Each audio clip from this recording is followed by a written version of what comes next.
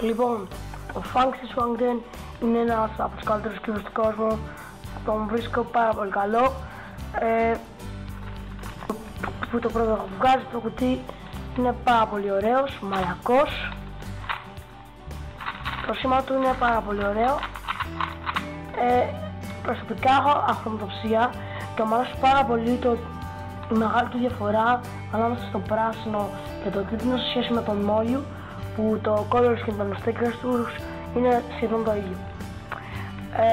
Το corner cutting είναι πάρα πολύ καλό.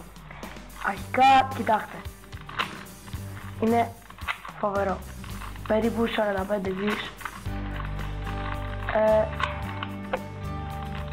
Το καλό με αυτόν τον κύβο είναι ότι γενικά δεν κάνει pops, και ο λόγος που δεν κάνει pops είναι ότι δεν βγαίνουν καν αυτό εδώ. Επειδή είναι κολλημένα, δεν ξέρω ποιος ήταν ο σχεδιασμός, τι είχαν στο μυαλό τους οι δημιουργοί του κύβου, αλλά είναι πάρα πολύ καλός, δεν μου έχει κάνει ποτέ pop, παρόλο που μου έχει κάνει πολλά corner twists σαν αυτό. Αλλά αυτό δεν είναι θέμα, δεν είμαι το speedcuber.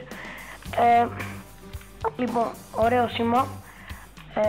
Στην αρχή μπορείς να το μπερδέψεις και να νομίσεις πως είναι ένα FLS, αλλά στην πραγματικότητα είναι F_S.